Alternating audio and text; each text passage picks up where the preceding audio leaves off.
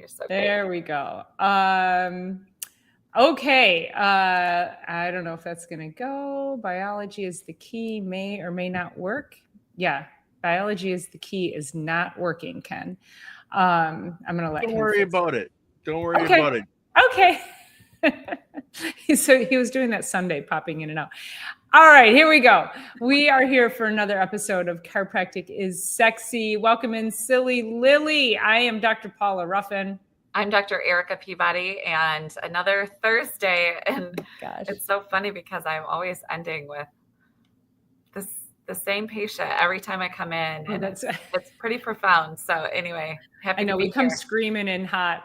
I do. And I just, before we get started today, I want to let everybody know that we are streaming live, not only to our own Facebook, YouTube, LinkedIn pages, but we are also streaming to It's All About the Biology, Ken Somerville, as well as maybe or maybe not his Twitter channel. We're not sure. But if you are tuning into us through one of Ken's channels, welcome in. We are super grateful that you are jumping in and wanting to watch what we have going on here. So we are two chiropractors coming in hot from our adjusting tables every Thursday at 1 o'clock Eastern time. And today's episode is about why the month of May destroys your health goals and how to stop it. So, we get into this, we want to let our foot off the gas for summer. And what does that mean for you and your health? So I'm going to volley that over to you, Dr. Erica. What are your thoughts on May being the month of? Yeah, so this was actually, this topic came up because of Dr. Troy Dukowitz out there who does Commit and Go podcast. I was listening to that, and he was saying something like, and it was actually called May Matters. So thank you, Dr. Dukowitz out there. Maybe you're listening, maybe. Anyway, he was saying so May, obviously we head into the end of the school year and the end of the rigid structure of the school year. And then there's graduation, lots of celebrations, graduation party. And then here in Michigan, it's summertime.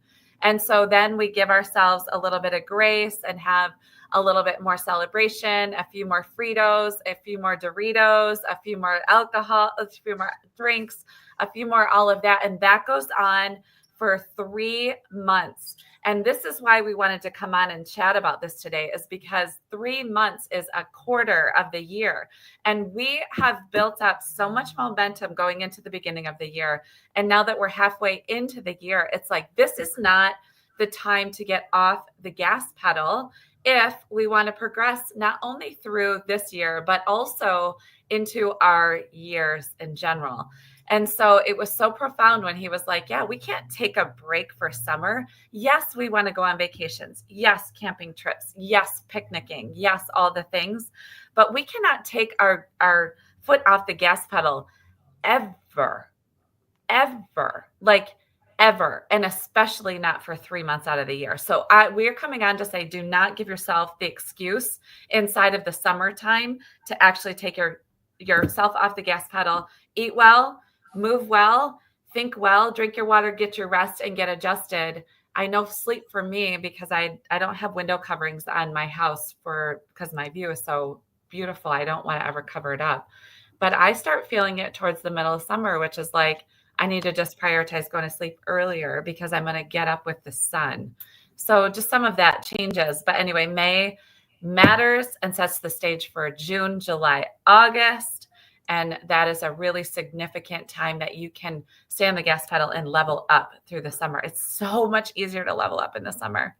I agree. I think that winter makes us lethargic, apathetic, and summer is this energizing time.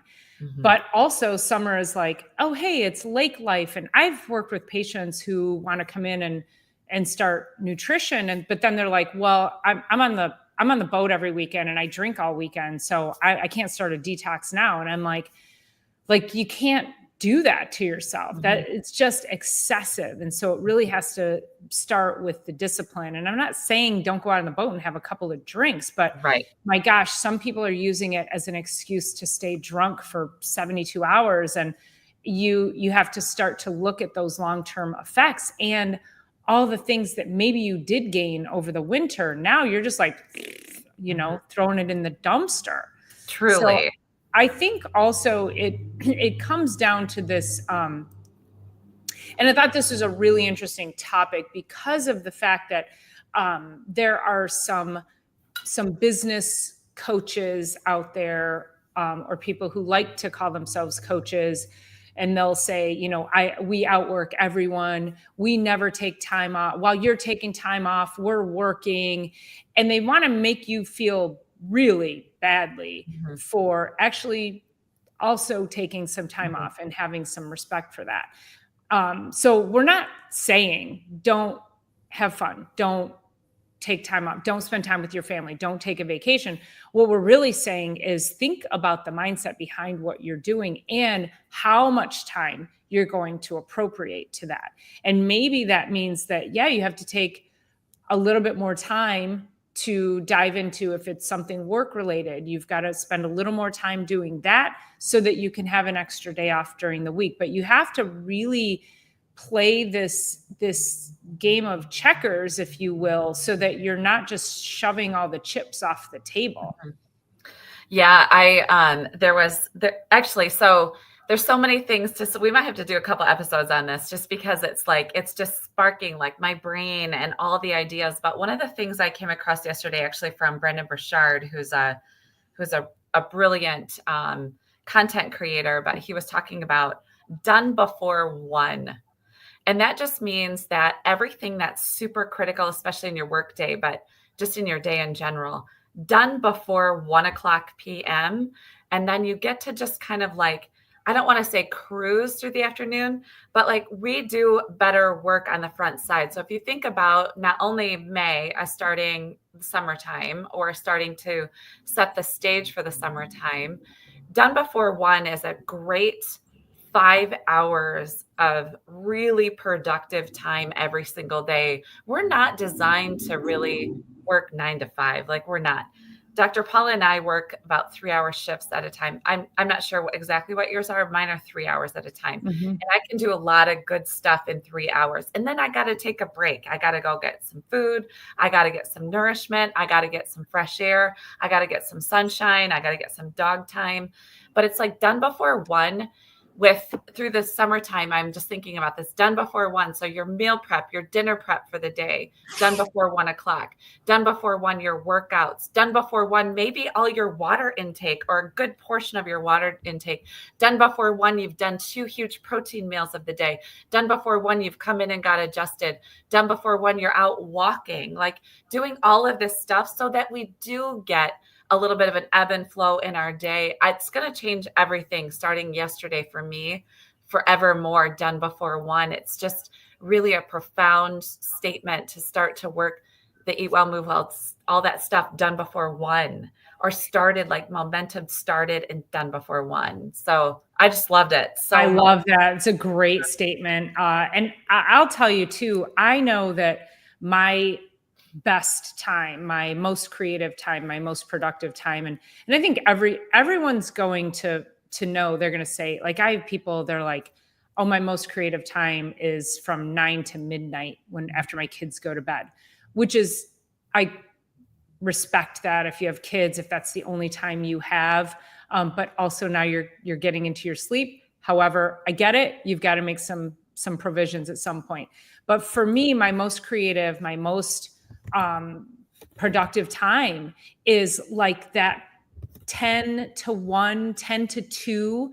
After about 2, maybe 3, I could probably go, to 11 to 3. But by 3:00, I'm starting to think about dinner.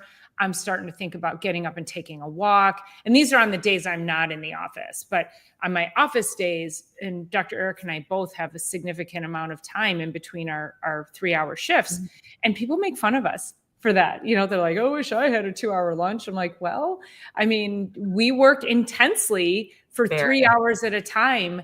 And it's important for us to be able to take, like what Dr. Erica was saying, like we have to go move, we have to nourish ourselves, we have to get our dog time, our fresh air, like whatever that is, we have to be able to reset ourselves for the afternoon.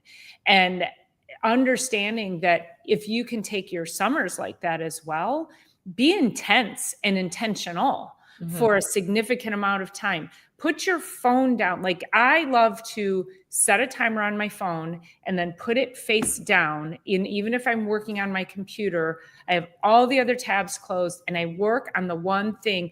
And my timer is 20 minutes at a time. And what's really interesting about that is 20 minutes goes by in a snap. 20 minutes can crawl by if you're scrolling and then you're like, I didn't get anything done. But if you set a timer for 20 minutes and put your phone face down, you will find yourself getting super laser focused within that 20 minutes and you will get so much more done. And the problem though, is that we don't focus when we allow this sort of unended amount of time. So even if I have, let's say, 3 hours to sit and do social media or marketing, and I'm not in the office, right? I'm sitting in front of my computer. I still chunk it down into those 20-minute segments because it forces me to focus. And then I can get up and I can move and I can go to the bathroom and I can get some water. And I get so much done when I can just hyper laser focus. And so taking that kind of a concept and applying that to summer, and I love that, done before 1. Do it all before 1 o'clock, and then you have the whole freaking day ahead of you to go play and swim. And I do that to myself too. So I'm like, you can't go jump in the neighbor's pool until after 1 o'clock. You've got to because, okay, so the downtime that we do all take, we actually really need, and it's very, very productive, not only for our uptime, but also for our immune system, for our sleep, for just regulation and all of that. So that downtime and the uptime, like it just needs to not be this time that's like dedicated to so many, like this long span of time that's dedicated to all this like wishy-washy stuff pulling you all over the place. So I really love that too, just to have a timer set so that you can stay focused. I mean, so this is what I really think about when I'm at the office. So I'm here from 10 to 1 on Thursday mornings. And then we do this, then I take a break. I come back 3 to 6. And I got to tell you, let's just say I needed to eat, right? And I worked 8 hours instead of these split up. I would literally be chewing food over the adjustments, right? So I would be coming into the room and chewing food, and that's not presence enough for me. And that's not the quality of care that my patients deserve. In fact, there was a moment this morning, and I'll share it in a minute because it was so funny. I got laughing so hard that this patient was like, even the laughter, he's like, I don't know if I want you adjusting me when you're laughing that hard. Like, anyway, it was really interesting because I'm like, even if I do have to throw a morsel of something in my mouth, a lot of times I have bone broth. This is electrolyte water and vitamin C and creatine, but sometimes I'll have bone broth, which I really love. If I'm hungry during my shift, I'll do that instead of chewing while seeing patients. Does that make sense? So we want to be 100% focused, and you want us to be 100% focused. I can guarantee you that. And so just wanted to kind of bring this idea of like getting that laser focus, not only in your days, but also starting in the month of May and figuring out how you can make June, July, August really sustainable. So anyway, I got to share this story because I was laughing so hard. But and that laser focus. So for anybody who's been to the chiropractor out there, and for people who, even if you haven't, oftentimes people will say, oh, I went to a chiropractor and it was a mill, and people are just moving in and out of there. And the adjustment really in reality only takes 2 to 3 minutes. It's really not that much time. But the way Dr. Erica and I practice, and we've said this before, is that if we expect you to be here multiple times in a week over the course of several weeks or months, we want to make it as efficient as possible. However, when you come in, we are so laser focused on you that most of the time, the perception of how much time we spend, I'm sort of like giving you a peek behind the curtain, is that our patients actually perceive that we are with them for 8-10 minutes or longer because of how intentional we are and how laser focused we are on them. So when you come in, it doesn't mean we're just cracking you and sending you out the door. We're still talking to you. We're still engaging in conversation. We're still commenting about things that you have going on. And it may seem like a lot longer because we are laser focused. So it's a great point. Yeah. And if you're in a chiropractic office, and hopefully if you're listening out there, you do have a chiropractor, like that's the kind of energy that you want. You want a busy office because you wouldn't want to be at an office where you're the only one. So that's number one. But secondly, that laser focus of like that doc, like when you're with me, and actually my patients, they'll tell me this, or they'll write me behind the scenes.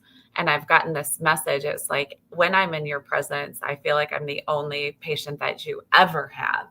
And so that's the biggest compliment to us. And that's how we know we're doing it right, which is like, I'm not occasionally, and I keep this very, very limited. My assistant is a lot of times she runs my front desk, but she's in my back pocket. She's listening to me. And sometimes I will have to call her and I'll just say, hey, Lisa, can you text so-and-so this? But it's usually text the patient on the table something that I want them to receive once they leave here, which is basically, sometimes it's a product, sometimes it's a supplement, sometimes it's a video that I've made, a stretch video, something like that. And so anyway, sometimes I'll call Lisa into it, but I even am very, very conscientious about what I'm ever even saying to her, because the laser focus is that patient on the table. Because what we're doing, I mean, we're working with the nervous system, the superhighway information superhighway of the entire body. And it's critical that, we do safe work, that we do very deliberate work, that we're making things happen for you. We're giving everything that we have, and that we're easing you literally out of our office efficiently, but also sending you out into the most magnificent day after the adjustment. I love our early mornings on Wednesdays because it's like, what is there a better start to the day? Get up, walk the dogs, get your coffee, get yourself situated, and come get adjusted. Like, yes, please. Yes, please. Great way to start the day. And so think about that. If we're able to impact people's lives and their health and create a connection with us being super laser focused with each person that comes in, what if you did that for yourself? Mm-hmm. What if you, instead of looking at May, thinking, oh, the kids are going to be out of school, it's going to be just no holds barred, we just get to do whatever, whenever, we don't need a schedule or anything.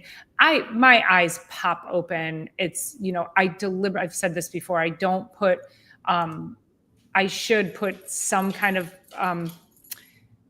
something across my window because my big tree fell, and now it's tons of light that filters in at 6 a.m. But it just gets me up earlier and gets me started on the day. I would like to sleep a little bit longer, but the whole point is that if you became more laser focused on you, and let's just touch upon a little bit of Mother's Day coming up, and how many women out there, and not just moms, women in general, neglect themselves. Women are taking care of everyone else around them.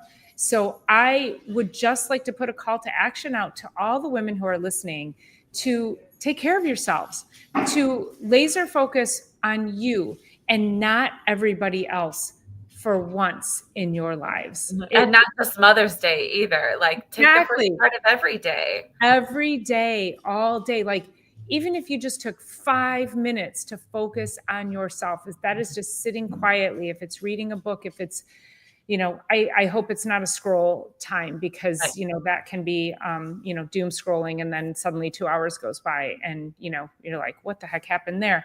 But I think it's important that women really start to recognize that, and you've probably had this too, Erica, where you have women come into your practice and they're like, they literally will tell you, well, I have to do this for the kids, and this for the dog, and this for my husband, and this for so-and-so, and this, and they're like, and there's no time or money left for me.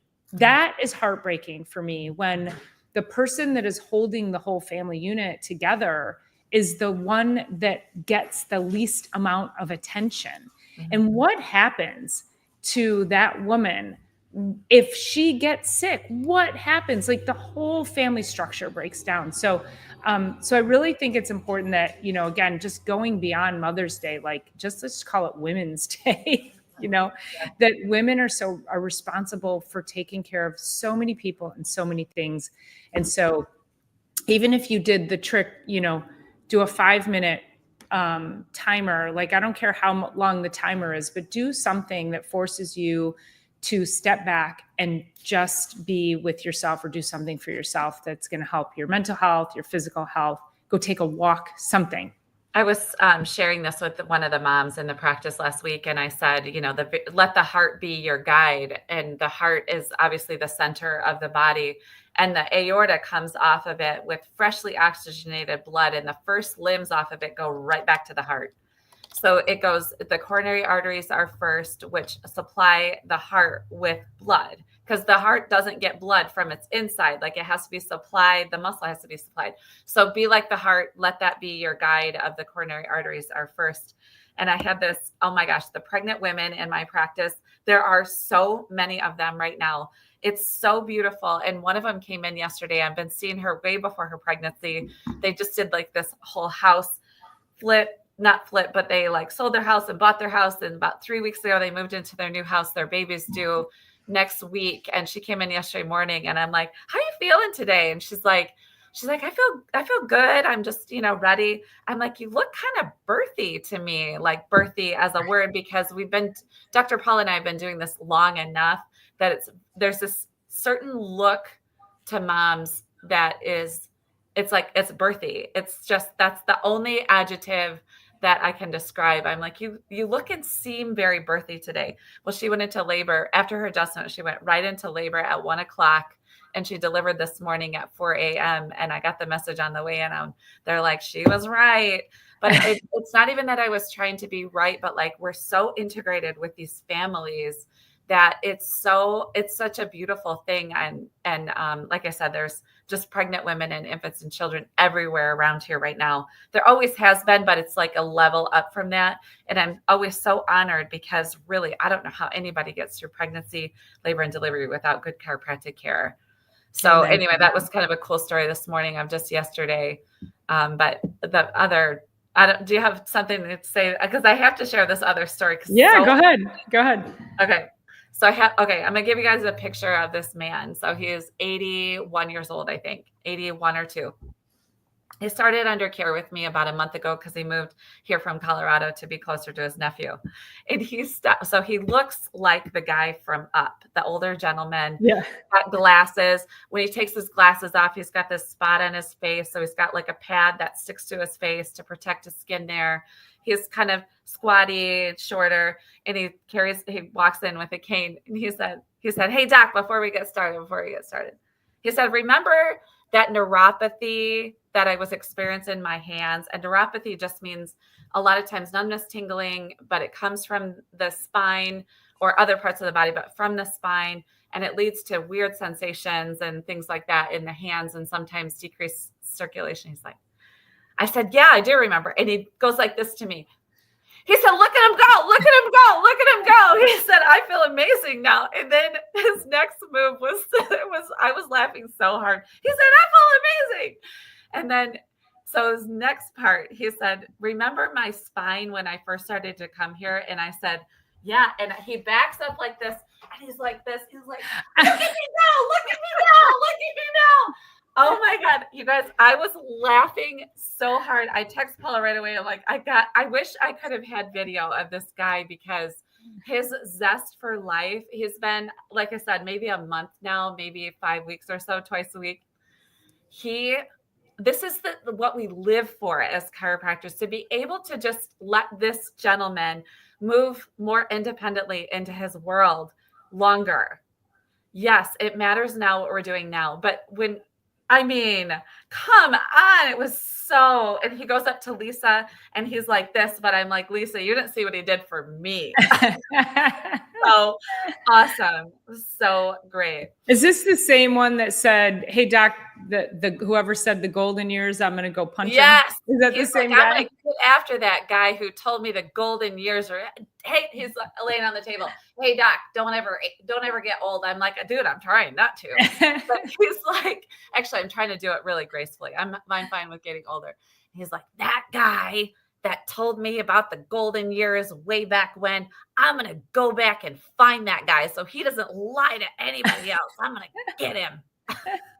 And now he's changing his tune, isn't he? Dancing even before he got on the table. Oh my God. It was like one of the greatest moments in practice. And I'm like 20 years in. There's a lot of great moments, but man, it's like those memorable times, right? He said, I don't know if I want you to be laughing so hard while you're adjusting. And then he said, I always want to treat people like I want to be treated. So he said, but I'm not going to work on your spine. Like, I won't make you lay down and for me to work on your spine. That's what he was telling me when he left. It was just so, you guys, that was so funny. It makes it all worth it. And to be able to get to that level of life and still have dancing that level of healing. I love it. Like, that's what makes what we do so amazing, that it's never too late, ever. And I had a patient in this morning, and this goes along with, it was a conversation we had a few days ago or last week, but recently. And she said she just started at the gym. She's around 60. And she said, well, I just started going to the gym. I don't really know what I'm doing. And I said, you need to get a trainer. And I said, hire a trainer for a minimum of 3 months, because you're going to need help, like figuring out where to start, how to use the machines, make sure you don't hurt yourself. You don't want to be sidelined. And she said, well, she goes, I'm doing it because I need to be strong, because I don't want to break if I fall. Mm-hmm. And remember the conversation we had, and you can refresh me on this. We talked about how women get to this age and they are afraid of falling, so they don't do anything. Mm-hmm. And so instead of being fearful of falling, she joined a gym. She's now going to hire a trainer, and she's working out with weights to make herself stronger so she can protect herself as she starts to get older. Yeah. And that is really, and I said, when did the age come when women are afraid to fall? Mm-hmm. Like, that was like, you as you start to get older, you start to get these, I don't want to call them crazy ideas, because they're like real fears. Right. And so this again goes back, like, if you're afraid of falling, then would you take the summer off? Would you not go to the gym for the summer? Would you stop eating healthy? Would you go out on benders every weekend? Like, you just wouldn't do it. You would start to think about what really matters for your future and your longevity. And you would really take care of that and double down. Like, summer's the time to double down on that, isn't it? It is, because it's easier. We can take more clothes off. We don't have to layer up to get outside and all of that. And when you said that, I just got chills, like, from head to toe. It's like, this isn't the time to take the time off if you're doing your best not to fall. And in fact, I want to revisit that idea, because I had a really intense conversation with a patient on Monday this week. Or maybe, it was Monday, because I did a Facebook Live on Tuesday about it. And then now it's up on my YouTube page. But just about that concept of, like, what can we do? But the other part, as you're saying that, is yes, not only does your patient that's new to the gym need some direction, but I also don't want people to be too intimidated that, it's like cost prohibitive if they can't afford to have a trainer. Like, there's a lot of ways you can get to the gym and start doing things. But also, it's like, it's never too late to start even building muscle. And we're never going to always be motivated. And that sounds silly to say it that way, but never always be. We're just never going to always have motivation around us. So we have to, and we've talked about this ad nauseum, it's discipline. And that just means done before one, for me, changes everything as of yesterday forward. But discipline to get it in no matter what. Like, it's like, you wouldn't wake up and go through your day without brushing your teeth. So the other things that come into life is that we need to do the same kind of discipline as brushing your teeth, the same kind of discipline as showering, the same kind of discipline. And one of the other greatest things that I heard this week is that those that are healthy find their dopamine through healthy things. And those that are really unhealthy find their dopamine hits through unhealthy things, through scrolling TV and crappy food and sedentary lifestyle. So if you can, and this is a whole nother conversation, is the dopamine hits that we're getting, if we can get those off of healthy things, it's going to just change our trajectory forevermore. Well, I have a patient who, so she's done several detoxes. We've worked on nutrition in some form capacity, lab testing, and all of that for probably a 3 years now. So she's no stranger. She does to the detoxing, and she does her 2 detoxes a year. And so her husband has been coming in, and he's only like 57, 8, and he's got hip pain and arthritis so bad. He will need a hip replacement, but I've been doing the cold laser on him, and it's providing him enough relief that he's like, if we can put this off as long as possible. But I also told him, I said, you are inflamed. His ankles are swollen. His hands, his wrists are swollen. And I said, we got to do a detox. So between him and his wife, we talked him into detoxing, and he goes, I'm just, and he kind of got that, and he's a super nice guy, but he got the grumpies about, he's like, I'm a foodie. And I go, it's okay. I'm a foodie too. But that's that misconception that just because it's healthy means it's boring. And that's completely false. Mm-hmm. So he came in Tuesday, and I always run a body composition test when we start. And he came in Tuesday, and he's only been doing this less than a week, and he lost 10 pounds of fluid. He had 6 pounds of excess fluid. So that's the inflammation that we're seeing in his ankles, that his kidneys are not able to filter out. Like, talk about struggling on the cardiovascular system. And so he came in, and I did another body comp, and he's down almost 10 pounds of fluid, 100% fluid. He goes, I feel so much better. You could see it in his ankles. His skin wasn't like stretched and tight and red. And he goes, and my wife, the things she's cooking, he goes, I was really worried. And he goes, wow, I'm enjoying food. I'm enjoying all this healthy food. It's making me feel good. I know I'm nourishing myself. So we just need to change that mindset around being healthy is boring, or being healthy can be amazing. And when you start to look at how it's changing the course of your actions, and also looking at like his mom had a stroke. She's had cardiovascular issues. And I go, if you want to go down the same path as your mom, then keep doing what you're doing. So it's been really fun just to work with him this past, couple of weeks on nutrition, and see that kind of shift in mindset. And he's like, I can get out and I can walk more now. Like, he couldn't walk because his ankles were swollen, his hip hurt. And now we're literally changing his life. And he's like, I'm going to be able to do more throughout the summer. So I love that he's like making that commitment. So we are rolling towards the end of this, and I am going to put this challenge out for the two of us right now. So trade this for that going forward. So I would like us each 3, like, just rattle back and forth. What are 3 tips for the summertime? I'll go first, and then you, and then we'll each do 3 one-off action tips that we can take or suggest that you take that are so simple, but that you'll think about going forward. So my first one I want to add in is, when you see chips available on anything that you do, go for a cucumber. A cucumber, when you trade a cucumber for a chip, it still is the same size. It will hold the same amount of guacamole. It'll hold the same amount, but it's also not going to be an inflammatory thing. So my first tip, and hopefully you're okay with this, because I'm just throwing it right under the bus. Well, and throw sea salt on there. That's all. Throw sea salt too, but just trade this one thing for this other thing, tortilla chips or regular potato chips. Trade for cucumbers or carrots on the other side. And so that's my very first tip as you're looking forward in the summer. What you got?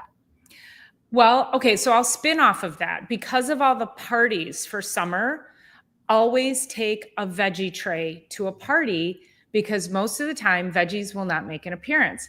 But if you bring the veggies, and I totally get that it can be tempting to want to like reach for the chips, so if you have the veggie tray there, that's your go-to. You're going to be like, okay, I'm not going to reach for this. I'm going to reach for this. I brought this and I'm going to eat this. So that would be my spin-off of that one. Yeah. She always brings whatever. She's usually making me a video on the way to a party. And like, hey, I made this amazing food. It's a cooler full of, this is what I want to be able my hummus, my grilled chicken, my cucumbers, my apples. Yeah.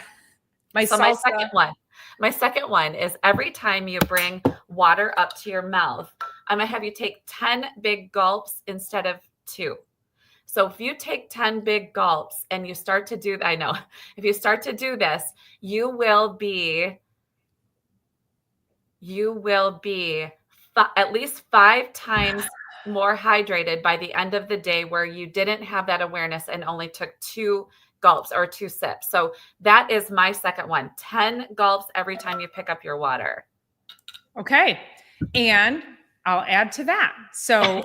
I always recommend a large smoothie straw because you can get more water per sip. And don't judge me. I forgot my stainless steel. Don't use plastic. This is a no-no. Don't do as I say, not as I do. Get a stainless steel smoothie straw and use that in a mason jar or a stainless steel water bottle.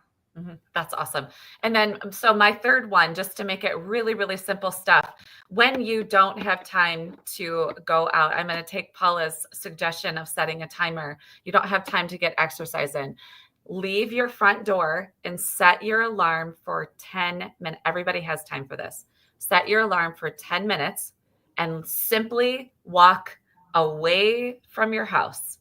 When it turns 10 minutes, turn around and walk back. And you'll get, it's simple. It's really simple. It's digestible though. That's a mile. That way. Yeah. Well, regardless of what it is, if you're slow or fast, it might be almost 2 miles. It might be even go jog for 10 minutes and back. Regardless, set your timer for 10 minutes and walk away and then turn around and walk back. And you'll get the equivalent of that 20-minute walk bare minimum every single day. Okay. I have 2 in mind. And I think I want to, this one I want to say is make your bed every morning. Mm. And so it's not food or exercise related, but what it is it creates discipline and it gives you a sense of accomplishment to start your day. And also at the end of your day, when you come home and you walk into your bedroom, there's a whole different feeling you get when you walk into a bedroom where the bed is made. It's more inviting. It's more relaxing. It doesn't feel messy. So it sets the tone for the beginning of the day and it sets the tone for the end of the day when you go to sleep. I love it. So those are just hopefully when you guys see chips and you see your water bottle and you see your sneakers and you see your bed, hopefully just these simple 6 action tips that we just kind of threw each other right on. Well, I threw us both under the bus, but we could just go on forever, right? But hopefully when you see those things starting May, but hopefully till the end of the year, but definitely through the summer, think about these things that you can help level up your summer, because May matters and May probably matters most. Yeah. Well, and you know what? We forgot the most important thing that we could let people know is watch this podcast every Thursday at 1:00 Eastern time. We'll be sure to be here. We are so committed to this, you guys. You probably wouldn't even believe the level of commitment. We're on like 80 something. Yeah. Which also, again, a huge thank you to Ken Somerville. It's all about the biology, and Silly Lily, and for inviting us in and letting us stream on your channels, because Ken reached out to me and he said the message that you are putting out there, more people need to hear it. So we're super grateful for having us here. If you're tuning in through It's All About the Biology, we thank you for being here. If you would jump over to Chiropractic is Sexy and give that channel a subscribe, we would really appreciate it. And also thank you so much for joining in and leaving comments and just engaging with us. So yeah, we love your comments. Appreciate your presence. Yes, much. For sure. So I will see you on Sunday for Sunday Night Live, and we'll see you guys next Thursday. Dance it out. Oh, make sure you're dancing. Oh, and dance it out. Look at me go. Look at me go. We need some music for that. I don't ever. That's in Yeah. here. Okay, bye. All right, you guys have an amazing rest of your day. We'll see you guys soon.